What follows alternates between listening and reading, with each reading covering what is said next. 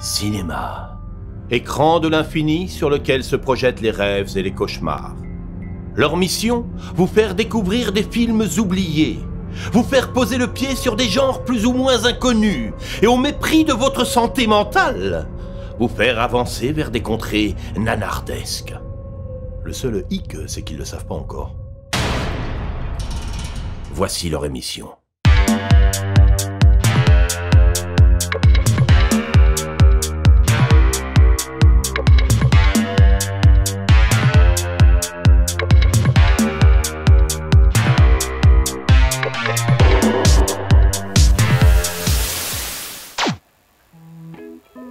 Non mais Mathieu, quand je pense que t'as eu cette putain de bonne idée de faire venir les vacances dans le studio. Tu découvriras, Fabien, que j'ai d'excellentes idées. Non mais au-delà de ça, t'imagines tous ces tocards là qui sont en train de se taper des kilomètres de bouchons, tout ça pour aller sur la plage, s'agglutiner comme des cons, se choper des méga coups de soleil et en plus payer, écoute-moi bien, 5 € le coca en terrasse. En parlant de ça, il ferait pas un petit peu soif? Non mais franchement, on est mieux ici, non? Ici, on a tout ce qu'on veut, tout. D'ailleurs, c'est quand que tu mets la fameuse plage là en face du studio, comme tu m'as dit. Demain, si tout va bien. Yes! Mais là, un rafraîchissement tout de suite, ça te dit pas? Mathieu, franchement, tu gères. Franchement, je crois que c'est les meilleures vacances depuis... Oula! Oh, un bail! Faudra juste pas oublier d'aller au cinéma quand même, parce que ça serait... Là, ça serait la perfection. Ah, faux. La perfection, ce serait qu'un super-héros vienne te servir une limonade. Quoi? T'as dit quoi?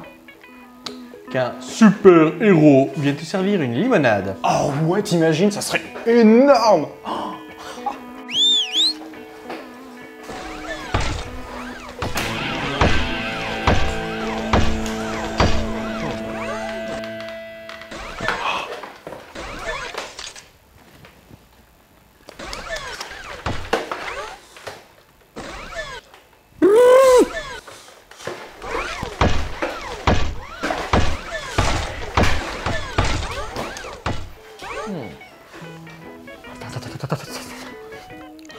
C'était le vrai Iron Man là? C'est le seul, l'unique là, c'était lui? Bah en fait, j'ai été sur internet, vois-tu, et j'ai trouvé un site qui permet de louer les super-héros de ton enfance. Franchement, c'était lui ou pas? Oui, c'était le vrai Cheshari. C'était le... C'est les meilleures vacances de toute ma vie! Yep. Comme vous l'aurez compris, nous sommes dans l'émission spéciale été. Et ouais, on crève de chaud parce que il fait très très chaud. Je crois que c'est la canicule cette année. Le soleil est impitoyable. Et ouais. Et du coup, on est très content de vous accueillir pour cette 8e émission spéciale été. Vous avez eu un petit aperçu là juste avant, mais surtout, restez bien jusqu'au bout de l'émission pour voir plein de choses incroyables. Une grande surprise.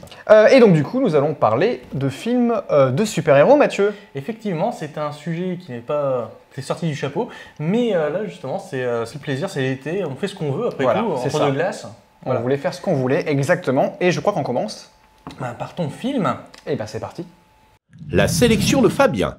Alors donc Fabien, quel film nous as-tu choisi pour nous rafraîchir cet été? Alors attention, si je te fais noir, tous les meilleurs films commencent avec un écran noir. Lego Batman? Non, pas Lego Batman, mais c'est une référence à Batman tout simplement. Parce que j'ai envie de vous parler pas du Batman Begins, pas du The Dark Knight, pas du Dark Knight Rises, pas Batman Forever, pas Batman et Robin, pas Batman le défi, pas Batman le premier de Tim Burton, mais... Batman contre le fantôme masqué. Non! Rappelle-toi, nous sommes dans les années 60, nous sommes dans une période un petit peu yéyé, il y a une belle série Batman et Robin. Mais ce n'est pas yéyé, c'est nananananana Batman! Et oui, je vous parle tout à fait du Batman sorti en 1966. Donc Batman, le film, qui est tout tiré et adapté directement de la série animée qu'il y avait à l'époque. De la série en live. De la série en live, tout à fait. Donc réalisé par Leslie H. Martinson, sorti en 66, comme je viens de le dire. On retrouve forcément un casting, on repense un petit peu à Adam West qui nous a quittés il y a quelques semaines, quelques temps maintenant. Oui. Et que raconte Batman des années 66? Eh bien tout simplement, Batman et Robin sont les fiers protecteurs de Gotham City, sont les justiciers qui épaulent très bien la police locale, on n'en les voit jamais. Elles en ont besoin. Et ils vont devoir répondre à une grosse énigme. Alors moi, je vais essayer de refaire la tirade du film parce que je la trouve géniale. Batman et Robin sont en train de parler avec le gouverneur, ou je sais plus qui. Bref, et il fait « Ah, mais attends, là où nous trouvons du poisson, c'est qu'il y a le pingouin. Mais aussi le poisson, c'est la nourriture. Des chats. De la femme chat. Et il y a la femme chat, ils disent bien. De Catwoman. Mais alors du coup, c'est un vrai coup de poker, c'est le Joker. Mais c'est un vrai mystère, c'est un coup du Sphinx. Voilà, ça résume très bien le film. C'est des dialogues très what the cut. What the fuck, petit lapsus. Antoine Daniel l'apprécierait. Et du coup, ça raconte quoi? Ils vont devoir du coup tout simplement répondre à une attaque de 4 super vilains. Donc le Joker, Catwoman, le Pingouin et le Sphinx qui ont mis la main sur et ont volé à quelqu'un une machine un peu particulière qui permet de déshydrater. Exactement. Les gens, on se dit à quoi ça va servir, mais ils se penchent à déshydrater les Nations Unies. Et là, tout bascule, Batman et Robin sont là pour sauver le monde. Ouais. Ah, c'est pulp, c'est coloré, c'est pop et surtout, c'est à l'époque très justement très rigolote. Bon, c'est un film pour enfants, mais pas complètement con non plus, même s'il est très surréaliste. Déjà, qu'est-ce que tu en as pensé, Fabien? Bah moi, je connaissais la série, j'avais vu quelques épisodes un peu plus jeunes, et le film, au final, bizarrement, je l'ai découvert je l'ai découvert que l'année dernière, en fait. Donc j'étais très content d'aller le voir, c'était même avant Batman vs Superman, et j'ai peut-être limite préféré celui-là. Ne me demandez pas pourquoi. Non, parce qu'en fait, c'est tout ce que j'adore. En fait, j'adore le burlesque. Vous avez pu le voir dans nos sketchs. Et donc, du coup, je trouve que du coup, ce qui était intéressant, c'était vraiment ce côté décomplexé, parce que dès le début du film, il nous annonce bien que ça va être une comédie, une comédie aventure avec Batman. Mais voilà, tout est kitsch. Tout est stéréotypé, mais j'adore, que ce soit au niveau des costumes, que ce soit au niveau des dialogues qui sont juste à mourir de rire. Il y a une séquence, je crois que c'est celle qui me fait le plus marrer dans le cinéma, je pense, où Batman doit se libérer d'une bombe. Oui. Il passe 3 minutes, top chrono, à vouloir se séparer d'une bombe. Il y a toujours des gens qui sont là pour l'embêter. Et à la fin, il fait « Il y a des jours, on sait même pas comment se débarrasser d'une bombe. » C'est juste génial. Il y a vraiment des séquences cultes. Après, le défaut que je lui trouve, au-delà du fait que c'est un peu un film bizarre, par rapport à ce qu'on peut voir aujourd'hui, c'est qu'il dure 1h45, mais on a l'impression qu'il traite 3 scénarios différents. Parce qu'il y a vraiment 3 parties bien distinctes et qui partent à chaque fois dans des nouvelles ouvertures. Et je trouve qu'au niveau de la dynamique, on retombe un peu bas de temps en temps. Ah bah, en fait, c'est parce que c'est en gros un épisode de la série télé justement qui est étiré, donc, mais pas étiré comme le dirait le Hobbit, comme plus trop de beurre sur une tartine trop grande. Là, c'est comme ça, il rajoute des gags, c'est rigolo. Alors c'est un film qui cristallise assez les passions, puisque soit il y a les défenseurs justement du côté kitsch en disant genre c'est un gros délire, donc il faut rentrer dans le délire. Soit ceux qui disent que justement, comme Batman, notre génération s'était forgée avec le dessin animé de 1992, là forcément Batman qui devient rigolo, qui est connu par tout le monde et qui donne des conférences de presse, ça titille un petit peu au niveau de l'œsophage. Donc personnellement moi aussi je trouvais ça assez génial. Et au-delà de ça, on retrouve forcément le thème, un des thèmes que tu l'as chantonné tout à l'heure Mathieu, le thème de Batman. Qui était génial. Les petits côtés avec les onomatopées, avec les plages, ploum, qu'ils auraient utilisé dans Batman Lego d'ailleurs, c'était marrant parce qu'il y a vraiment un beau clin d'œil sur ça. Et au-delà de ça, au-delà du côté très infantile à première vue, il y a une petite critique de la société. Oui. Et une petite critique du gouvernement parce que du coup voilà, il y a une question, Nations Unies. Il y a une question des Nations Unies et souvent Batman, on lui pose la question de savoir est-ce que ce qu'il fait c'est bien. Et à chaque fois, par exemple, il y a une séquence où la bombe aurait pu exploser dans un bar où il n'y a que des ivrognes, et Robin se dit « Mais pourquoi t'as pas laissé la bombe et exploser tous ces gens qui ne méritent pas ?» Et il fait « Oui, mais ce sont toujours des humains. Et pour moi, des humains, ils ne sont jamais perdus. » Et voilà, il y a des petites notions comme ça d'espoir qui sont... C'est un esprit, justement, de l'époque, c'est des années 50-60. Justement, c'est un esprit conservateur, mais conservateur doux. C'est ça. C'est pas Donald Trump, quoi. Exactement. Et sans spoiler la fin, même à la fin, on se dit tout ça pour ça, parce qu'au final, ils n'arrivent pas vraiment peut-être à régler 100% du problème. Mais suffisamment. Et ça veut dire que la politique n'était pas ce qu'il faut gérer en premier, parce qu'il y a une autre ouverture sur le côté humain dans le film, que juste la politique qui pourrait gérer un pays ou le monde, par exemple. Il a dit, nous avons fait notre travail, on verra ce qui se passe après. Une morale très américaine. Exactement. Qu'est-ce qu'on peut dire de plus? Alors moi, je donnerais une petite blague dessus. Enfin, vas-y. Un truc à savoir, le personnage l'acteur qui joue le pingouin, donc celui qui arrête pas de faire comme ça, qui se scrie, est joué par Burgess Meredith, qui jouait Mickey, c'est-à-dire l'entraîneur de Rocky dans Rocky, justement. Dans la série. Ah oui, j'ai vu que tu parlais de Mickey, genre haha, salut l'enfant. Non, pas celui-là. Non, là c'est Mickey, l'entraîneur. L'entraîneur. Et justement, on voit le passage comme ça de Burgess Meredith qui est tout gros en tant que pingouin au Mickey justement, qui est sec comme une trique dans Rocky, ça fait très bizarre. Donc voilà, après on va vous dire les noms, mais ils étaient connus à l'époque, mais il y a Burt Ward qui jouait du coup Robin, alias Dick Grayson, César Romero qui est un des Jokers qui reste quand même assez emblématique en termes de posture, de costume. Et aussi une petite anecdote, mais que je trouve géniale. César Romero refusait de se raser la moustache pour devenir le Joker. Donc on avait mis des pansements, enfin de la gaze pour lui plaquer justement et mettre et mettre après la poudre, on le voit bien quand il y a les gros plans. Et là par contre, c'est le truc qu'il faut briller en société. La version porno de ce film-là existe. Ah ça, et ils ont gardé ce détail-là. C'est vrai. Ouais, justement, ils ont copié à ce point-là. Le souci du pour détail. dire à quel point justement c'était une série mythique qui a vraiment imprégné la pop culture américaine. C'est incroyable ça. Voilà. Donc voilà, après on a la Catwoman qui dit tout le long du film dors parce qu'elle se fait passer pour une Russe. Et ça c'est très intelligent parce que justement ça indique bien que le danger ne venait pas du RSS, parce qu'à l'époque c'était la guerre froide, mais que c'est par des gens qui se font passer pour des Russes. Exactement. Donc il y a vraiment une double lecture. Dedans. Et puis Frank Gorshin qui jouait du coup le Sphinx, l'homme mystère. Qui a dû inspirer celui du Batman Forever parce qu'il a le simili, la seconde peau aussi pareil.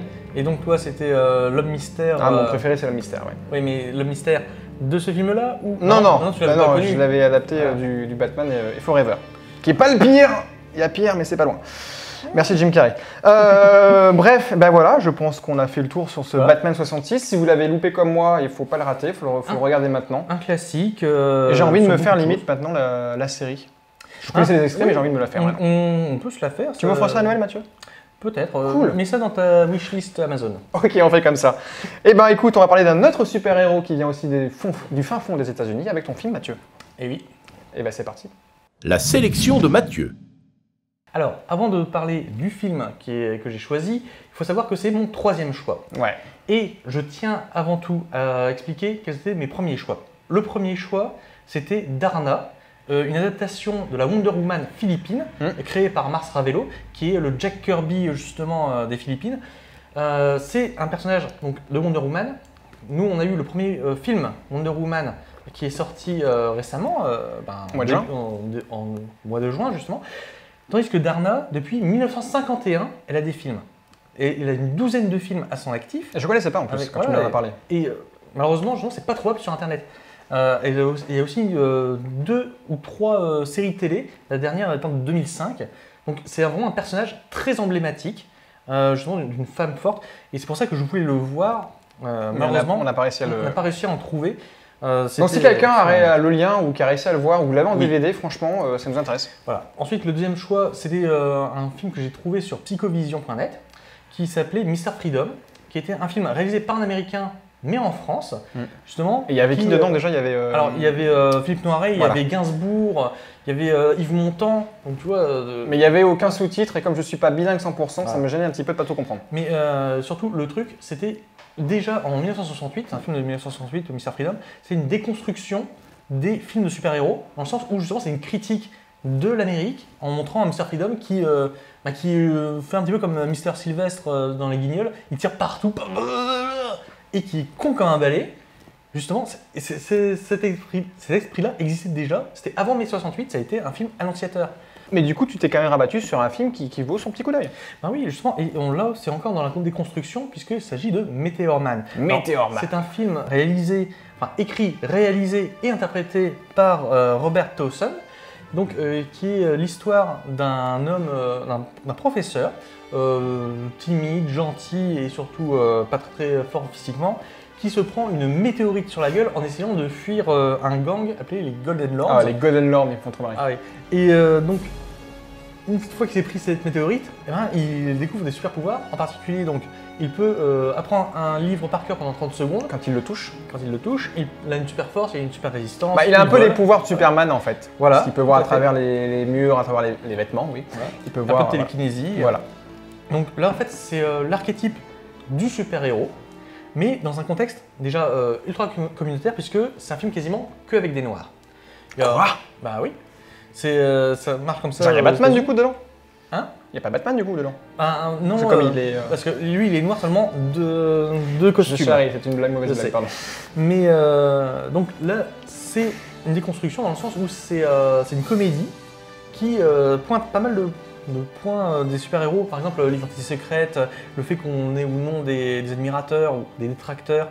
Des gens jaloux Voilà. Et aussi, le qui veulent fonctionnement, être le super-héros. le fonctionnement aussi des gangs de rue, puisque, comme tu as dit, les Golden Lords, ils font marrer, Ah ouais, avec leurs Baby Lords, et leurs trucs comme ça. c'est trop ça. C'est Bah, tellement con. Quand tu me l'as proposé, je ne connaissais pas du tout encore Mathieu, mais Mathieu a toujours le chic de nous sortir des films qui sortent de nulle part, Ouais. et je prends plaisir aussi à les regarder. Sauf l'Hobbit encore. Je l'ai encore là, l'Hobbit il va rester toute l'année je pense. The Meteor Man, référence à l'épisode numéro 3, allez voir.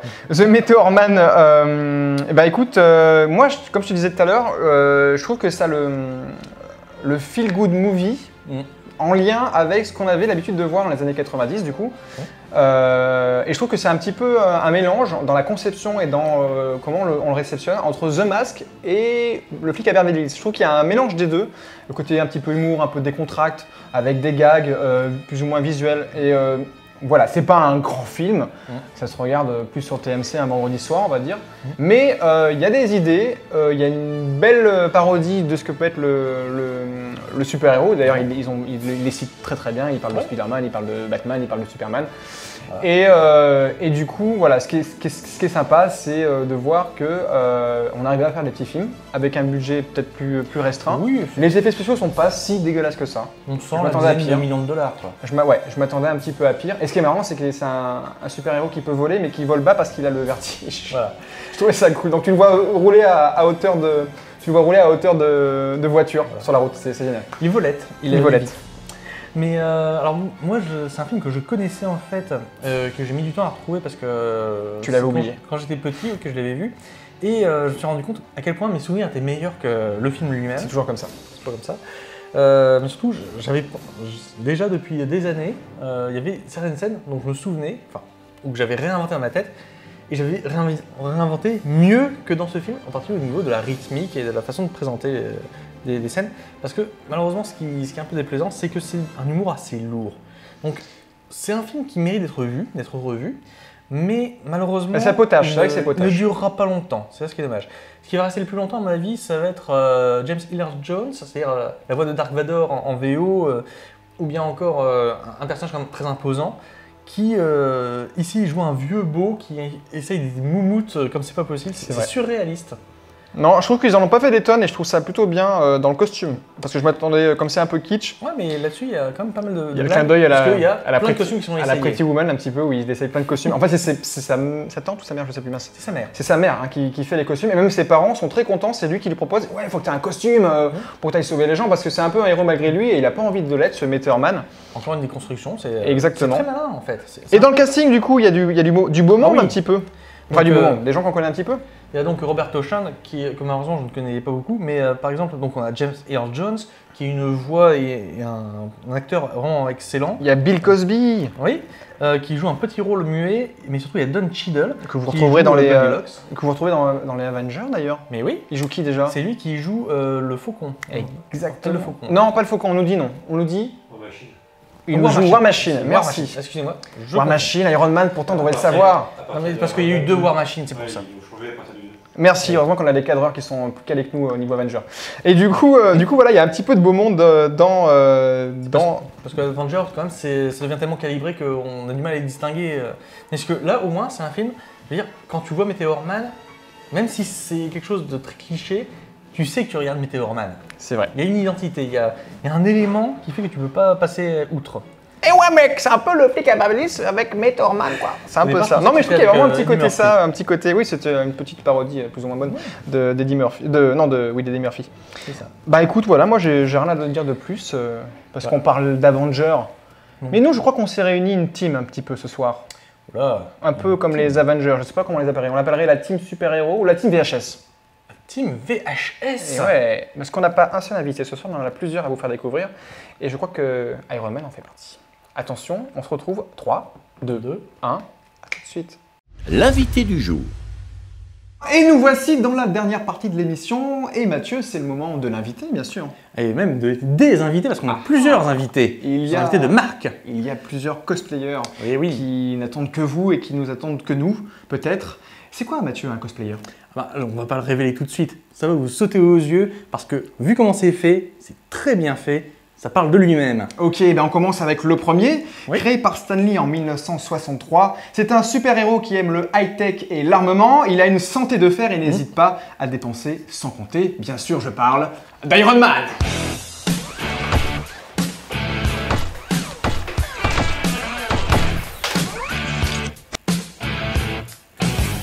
Pour notre son invité, nous accueillons un personnage né en 1974 sous la plume de Stan Lee.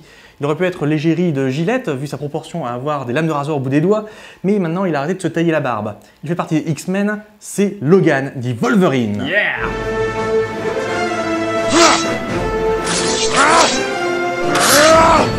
Et on passe au troisième invité et on change complètement de catégorie. Il affronta Schwarzy en 1987, spécialiste du mimétisme en pleine jungle. Il a aussi botté le cul de l'alien, et cela sur 2 rounds. Il a une trogne à faire fuir n'importe qui. Je vous demande d'applaudir maintenant le Predator.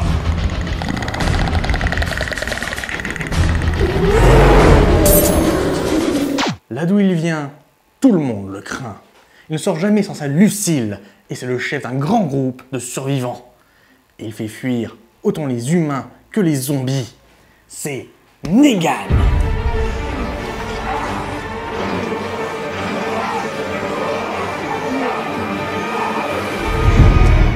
Ça y est, nous sommes avec notre 4 grands cosplayers qui sont tous réunis, donc on les remercie d'être avec nous et de supporter cette chaleur de l'été. On est en plein dans l'été là. Et bien on a quelques questions à vous poser avec Mathieu, tout simplement. Donc ça va être au tour de rôle, à qui voudra répondre le premier. N'hésitez pas à lever la main, brandir un sabre, me regarder méchamment. Voilà, pas de souci. Est-ce que ça va, Iron Man? Est-ce que ça va? Ça va bien, juste un peu chaud. Normal. Normal, on a tous prévu une douche après, tous ensemble, collectif. Sympa, non? Il n'y a pas l'option frigo dans l'armure? C'est en cours. Ah. Alors, quelques petites questions. Alors, je vais vous demander chacun de vous présenter en quelques mots votre prénom, d'où vous venez, pourquoi vous avez choisi ce personnage-là, et comment êtes-vous devenu passionné de cosplay. On va commencer avec Negan. Alors, je m'appelle Chloé, j'ai 37 ans, et je fais du cosplay depuis 2 ans. Et comment t'es arrivée cette passion pour le cosplay? Grâce à une amie, en fait, j'ai vu sur internet des cosplays qui m'intéressaient. Je l'ai contactée sur Facebook, elle m'a encouragée à le faire, je me suis lancée, tout simplement. Parfait, parfait. Et toi, Logan, comment vas-tu? Ça se passe bien et toi? Très bien, comment t'appelles-tu? Alors dans la vie civile, c'est Vincent. D'accord, d'où viens-tu? Saint-Nazaire, charmante petite commune, certains connaissent. Tout à fait, c'est dans la région, donc ça va. Comment t'es venue cette passion pour le cosplay? J'aime beaucoup le cinéma. Effectivement, j'ai connu le Comic-Con via une série télé, et ensuite je m'y suis mis au fur et à mesure. Et ça m'a permis de créer un lien avec les enfants de ma compagne. On fait les avant-premières de cinéma et on vient en cosplay. Oui, je t'ai souvent vu aux avant-premières du pâté, d'ailleurs, organisé par Script.fr, on les salue. Très bien, on continue avec Iron Man, alias... Fred. Salut Fred. Alors, d'où viens-tu? Je viens de Indre, juste à côté de Saint-Herblain, donc pas loin d'ici. Moi, j'ai commencé le cosplay il y a 2 ans aussi. J'ai commencé grâce à mon entreprise là où je travaille pour un trip de fin d'année et en fait ça m'a permis de faire les personnages préférés. Donc j'attendais depuis 2008 de pouvoir m'offrir une armure. Et, donc Iron Man, c'est un de tes préférés du coup? Ouais, c'est mon préféré. Après, il y a Star-Lord des Gardiens de la Galaxie. Il y a Star-Lord, il y a Star-Lord. On aurait pu lancer le Ouga Chaka, mais pas ce soir. Refais-moi le petit coup du casque, j'adore. Parfait. Est-ce qu'on l'a à la caméra là? Attention. C'est le capitalisme à visage humain. Regardez, c'est incroyable, j'adore. Parfait. Et on finit avec Predator. Alors on me dit qu'elle a un langage particulier, donc on va la traduire au mieux qu'on peut. Comment ça va? Comment tu t'appelles? J'ai l'impression de faire l'école des fans, vraiment. Oh, c'est incroyable. Il s'appelle Cécile même dans l'espace. Dans l'espace. D'où est-ce que tu viens? D'accord. Et ta passion pour le cosplay, ça vient d'où?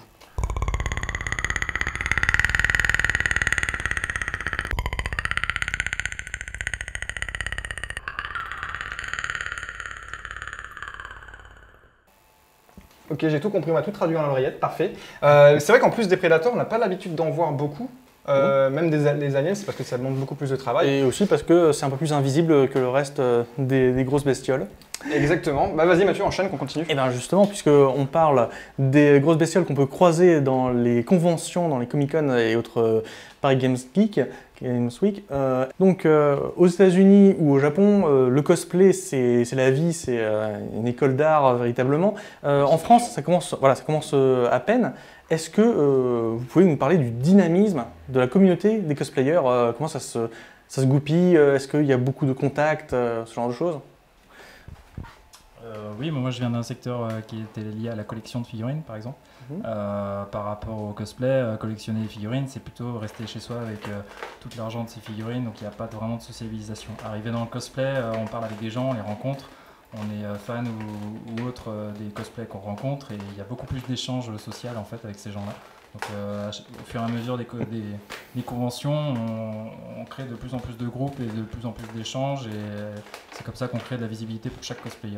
Donc c'est beaucoup plus ouvert d'esprit qu'un autre monde lié dans le côté geek de la chose en fait. D'accord. Et Negan, Logan, vous avez peut-être un avis sur la question? C'est vrai que la communauté cosplay est assez élargie, mais de façon locale, on a tendance à tous se connaître. D'ailleurs, on se connaissait déjà avant de venir ce soir. Ça reste très communautaire, et c'est vrai que l'avantage, c'est qu'on a la possibilité d'avoir un affect avec un personnage, d'avoir un lien avec d'autres personnes qui vont nous donner des astuces pour pouvoir créer tel ou tel accessoire par rapport à eux, ce qu'ils ont fait. Et du coup, ça crée une sorte de communauté, d'effet de groupe, de synergie. On se retrouve tous en convention et on est heureux de se retrouver, de faire des photos ensemble. D'accord. Eh bien, très bien. Puisque justement, vous avez une communauté pour vous soutenir, pour vous donner des conseils, est-ce qu'il y a des obligations, est-ce qu'il y a des interdits dans le cosplay? Les règlements du bon cosplayer. Predator. Mais encore. Peux-tu développer?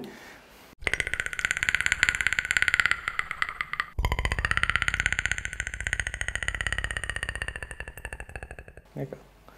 Je crois aussi savoir qu'il est interdit de venir avec un costume qu'on a acheté. Il faut faire soi-même son costume, c'est ça? En convention, on a le droit de se balader avec un costume acheté, par exemple, acheté ou fabriqué, ça reste du cosplay, on est là pour le fun. Après, pour les concours, qui sont européens, français et tout, il faut avoir fait entre 50, 70, voire même 90% du costume selon le concours. Maintenant, ils pensent aux gens qui n'ont pas le temps ou l'espace pour faire des cosplays eux-mêmes, qui ont acheté. Donc ils font de plus en plus de concours free en fait.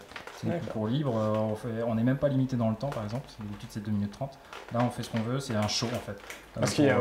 Pour les cosplayers, pour des cosplayers, et donc ça commence à se démocratiser, c'est plus limité à tout ça, à toutes ces règles. Parce que voilà, en plus d'avoir refait le costume, je pense, c'est aussi de jouer le personnage, ce qui est hyper important, parce qu'on peut avoir un cosplayer super bien fait, s'il n'arrive pas à avoir la gimmick du personnage qui joue, c'est moins intéressant. Donc c'est vrai que c'est bien qu'ils aient ouvert, je pense, cette branche un peu plus fruit, comme tu dis. C'est vrai que quand on fait du cosplay, le but c'est aussi de faire le roleplay du personnage. Donc ça, certains ne l'ont pas, c'est marrant.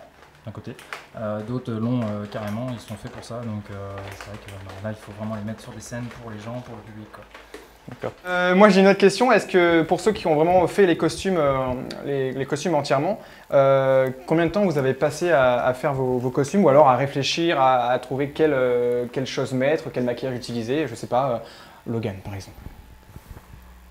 Alors moi c'est plus le physique sur lequel je joue, c'est pas forcément la création du costume, d'ailleurs c'est une chemise, un pantalon, une veste, c'était plutôt dans les griffes parce que là j'ai eu la contrainte des conventions avec les plans Vichy Pirates, on ne peut pas utiliser de métal, donc ça a été du carton recouvert d'alu. Après au niveau création, je pense qu'on va être plutôt sur Predator qui a vraiment beaucoup travaillé sur son costume. Negan également, là on est plus sur le make-up, tu as beaucoup travaillé là-dessus. Je vais revenir vers Negan et puis après vers Predator du coup. Combien de temps combien de temps t'as mis pour faire ton shot cosplay? Alors, le shot cosplay a été assez rapide parce que quand j'ai regardé Walking Dead, j'ai eu vraiment un coup de foudre pour le personnage. Donc je me suis dit qu'il fallait vraiment que je le fasse en cosplay.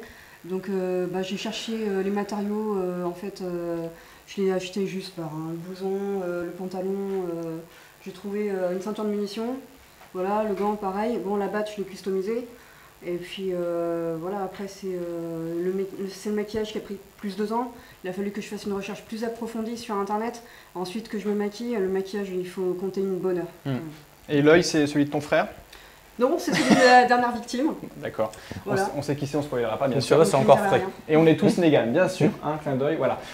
Predator, combien de temps as-tu mis... Alors je sais que Predator, voilà, je précise, hein, il me l'a dit tout à l'heure entre deux portes, il m'a coincé avec ses griffes. Il m'a dit que son costume était en construction et ça se voit pas trop encore pour l'instant. Je trouve qu'il y a quand même pas mal de choses de faites. Mais combien de temps pour l'instant as-tu passé dans ton costume et combien de temps penses-tu encore mettre pour le finir?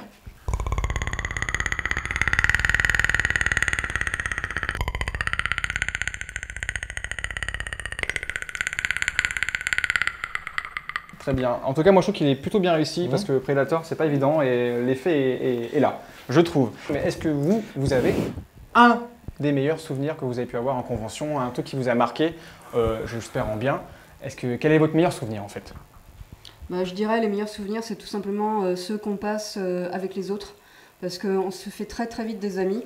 C'est une super ambiance, il faut vraiment y aller. S'il y en a qui hésitent, ben, qu'ils n'hésitent pas. De toute façon, au départ, les cosplayers, quand ils commencent, ben, ils commencent avec des petites choses, pas grand-chose. C'est même pas la peine de savoir coudre ou quoi que ce soit. On vient avant tout pour s'amuser. C'est les meilleurs souvenirs qu'on a. C'est l'ambiance. Et puis ben, incarner le personnage et se faire des petits délires entre amis. Quoi. Carrément, j'approuve parce que moi-même j'étais venu en L'Homme Mystère, l'Art to Play dernièrement, et à la Comic Con aussi, je m'étais bien amusé. Logan, un meilleur souvenir? Le meilleur souvenir quand on débute, c'est d'arriver dans un festival, dans une convention, de pas forcément savoir où on va, et tout d'un coup, il y a quelqu'un qui vient nous voir et qui fait « S'il te plaît, je peux te prendre en photo ?» Et là, ça fait plaisir, effectivement. Cool. Ça, c'est vrai. Moi, si je devais penser à tous mes bons souvenirs... Alors, tous tes meilleurs souvenirs en best-of? Ok, non, hormis tout ce que Negan et Logan ont pu dire, pour ma part, en tout cas, le meilleur souvenir pour l'instant, c'est il y a celui du cinéma au Pâté pour l'avant-première des Gardiens de la Galaxie 2. Et le deuxième, c'était il y a 2 semaines, à peine arrivé à la convention du Bordeaux Geek Festival. Il y a Chocobo, donc c'était l'animateur sur scène, qui m'a demandé expressément de venir, il m'avait vu de loin. Et je me suis retrouvé tout seul devant 1000 personnes sur scène en train de faire mon show à l'Iron Man. Ils avaient mis une musique d'ACDC. T'as dansé sur Back to... non, je sais plus laquelle c'est que vous avez J'ai utilisé. dansé, j'ai fait mon show. T'as fait ton show. Il manquait juste la pyrotechnie, mais bon, ça c'est un peu interdit en convention. Et ouais, franchement, c'était impressionnant. Et j'ai été tellement fatigué après 3 heures de route que j'ai pas su profiter du moment. Mais c'est après, rétrospectivement, où là, je me dis que j'ai eu de la chance. Cool. Predator, un meilleur souvenir?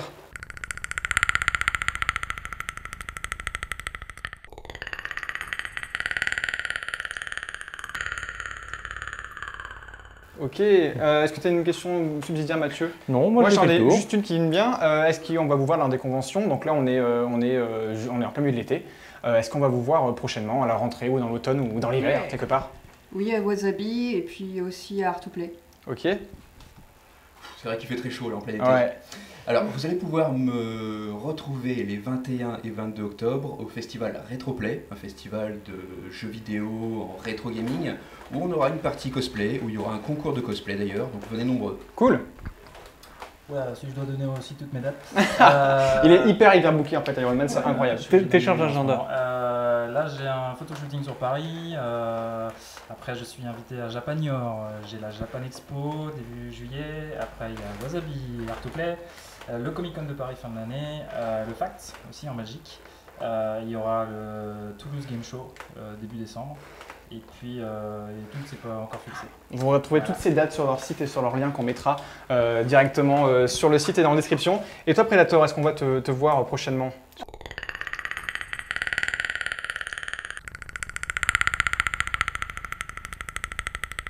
Art to Play, eh ben, super. Écoute Mathieu, je vais approcher avec nous. On vous remercie tous d'avoir joué le jeu. Je sais qu'il fait très chaud, que c'est compliqué, surtout pour Iron Man je pense, en partie. Mais on vous promet, je vous offre une sortie à la piscine tous ensemble. Voilà. Mathieu, un petit mot toi à dire? Ah ben, moi j'ai déjà fait un petit peu de cosplay aussi. Toi c'était L'Homme Mystère, moi c'était Obito. Mais, oui, c'est vrai. Donc il faut vraiment peut-être faire les légendaires de Patrick Sorbal. C'est de la BD à la manga, la japonaise. Ça me fait peur. Mais Je me suis surpris. Bah, j'ai bref, tout va bien. Et bien écoutez, c'est la fin de cette émission. On se retrouve du coup à la rentrée au mois de septembre. C'est le plus gentil et il en a peur. Il en a peur. Ouais, mais c'est ce qui m'a surpris. On se retrouve du coup au mois de septembre, Mathieu. Oui, tout à fait. Tu peux nous rappeler le thème parce qu'on l'a pioché au mois de juin. Eh bien, ce seront les biopics. Voilà, on parlera de biopics, ce sera au mois de septembre. On se retrouvera sur une émission plus standard. J'étais très content de faire cette émission spéciale, Pareil. de l'avoir préparée. Et Vous aussi, j'espère. Et du coup, voilà, je pourrais dire à ma maman que j'ai rencontré des vrais super-héros. Voilà. Bref. Et des vrais super-vilains. Et bref, donc on se fait un petit coucou. On va dire tous au revoir. Est-ce qu'on pourrait pousser tous un petit cri de ouf là? Ah oui. À votre niveau, faites votre petite gimmick, faites ce que vous voulez. On va se baisser un petit peu avec Mathieu, la caméra va nous suivre. On se retrouve très vite au mois de septembre. Passez de bonnes vacances, allez à la plage, allez vous doucher surtout. Ah oui. Et à bientôt. 3, 2, Le 1. frigo. Ciao.